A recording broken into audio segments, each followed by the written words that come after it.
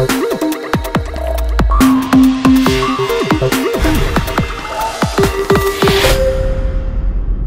guys, it's Blitz here, and first off I want to apologize that there hasn't been a lot of uploads lately, or any really, because, well, I'm on a trip to Michigan, and I have a dorm mate, so it's been really hard. I've been recording gameplay. I have another FV4202 gameplay and possibly an E25 gameplay coming up. That's all recorded, but unfortunately I haven't been able to commentate up till now as the roommate has left the room. Now, I haven't played this Jagdpanzer E100 in a long time, and I wanted to get the game count up to 500. It was at 492. I wanted to get up to 500 so I can retire for a while. As well, TDs just got really boring for me really quickly, as the speed was pretty slow, and with the lack of a turret, you can't really go around corners very well. It was just pretty boring, general boring gameplay for me.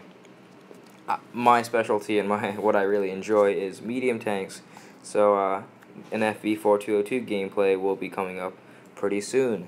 Now, something new that you guys probably have noticed at the beginning of the year was the thumbnail. Now, I didn't really have thumbnails before, and alexbuiltit, another forumer, has suggested to me that he was willing to make some thumbnails for me for free of charge. So I thank you a lot, buddy, for that, and they sure do look pretty hot. Now, we are playing Casillas here with my good buddy Rocket, and he's playing in his E5. This is a pretty powerful combination, as he does have a turret and relatively versatile. The E5 is a very, very versatile tank. I think about taking the shot on the E75, but with this tank with such a long reload, you really do want to make your shots count if you want to have a good game. Now, there's a lot of enemy tanks here, and I wait for my shot. I want to shoot the most dangerous target right at the moment, which was the E100. Now, immediately after I fire, I do angle my tank.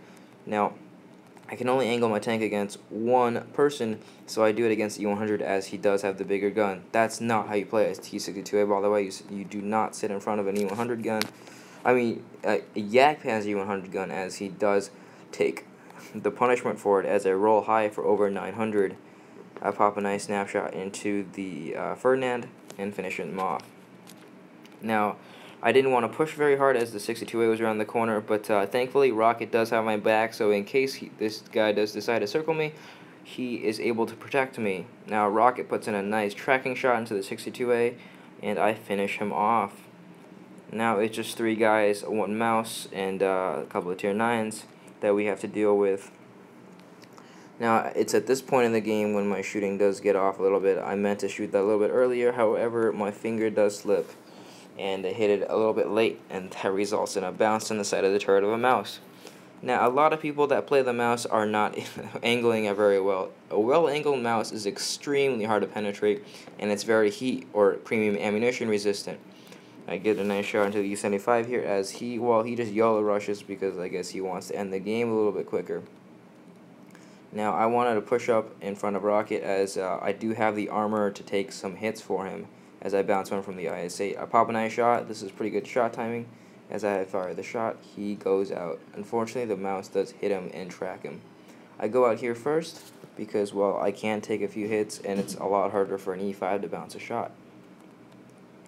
Now, here is when my shooting goes again. That shot really should have penned, but unfortunately it dips slightly lower and goes to the lower cheeks of the mouse, which are semi-troll, and that time my shot bounced. Now, I'm going to get up close and personal, as I am tired of these mid-range bounces, and I switch to heat just to make my shot count to finish this mouse off. That guy was a bit of a pain to penetrate, but at the end we finished him off. Now, that was a almost 5k damage game with 1400 experience and 3 kills. My good buddy Rocket there also did 4k damage, so that was definitely a platoon carry there. Rocket needed one more kill to get Brothers in Arms, but that's okay. Now we are playing on Lost Temple, and Rocket is driving the IS-7. I say left here, as this is a much better map than Casillas for this big old tank. This tank really excels in city maps. Same with all the TDs, as the lack of a turret really make it hard to fight in open ground, as they do get surrounded very quickly, and it's very easy to overwhelm this thing. Because after this thing shoots, well, it's a sitting duck for, well, the next 10 to 15 seconds.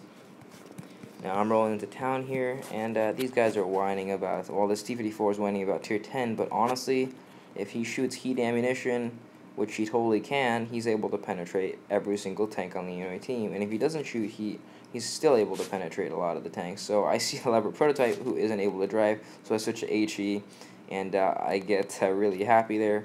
I thought that HE did do 1,000 and 300, but unfortunately after checking the stats at the end, it only did around 600. But that's okay. 600, I'll take 600 any day, to be honest. I mean, it's still a lot of damage. I think the HE hit the track, but still the splash, just the splash alone did over 600. Now there's an E100 on the enemy team, and I switched to heat because I didn't want to bounce off the side of the turret, or the front cheek of the turret, because that was kind of a dodgy shot if he moved.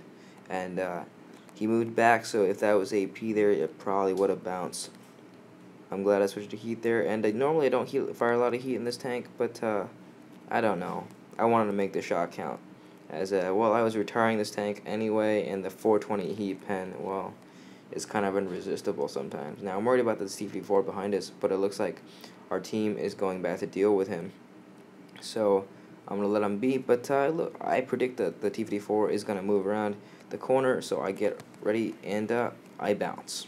Yeah, I bounced off the side of a T-54, so that kind of pissed me off, but you know, the game's got to go on. The score is very, very close, and I angled the last minute to try to bounce the I-7 shot, and that was successful, and I pop a completely unaimed shot into the side of the E100.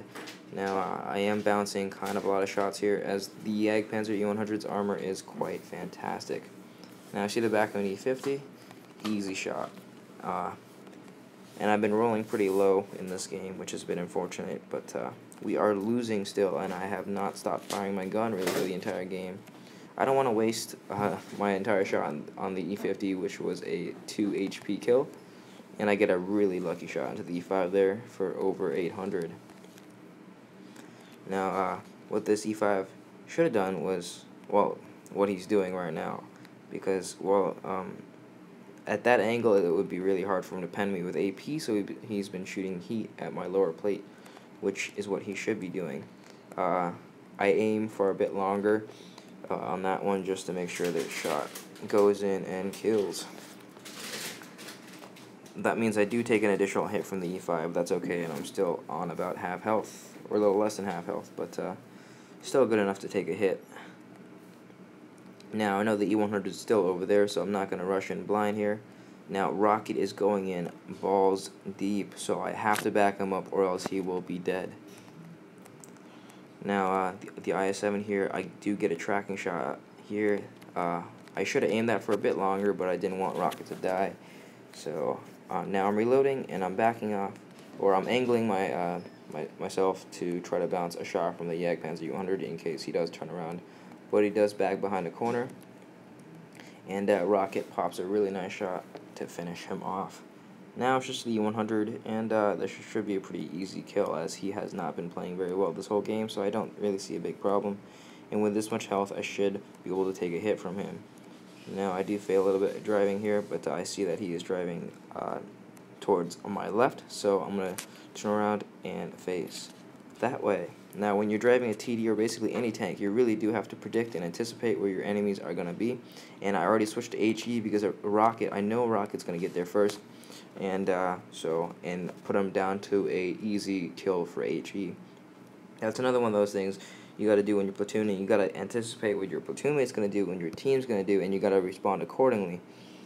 And that was a pretty good game, 5k damage, and Rocket puts his effort in as well with 3k, and that was definitely another platoon carry. Well, that was the games, guys. Thanks for watching, and I will see you guys next time.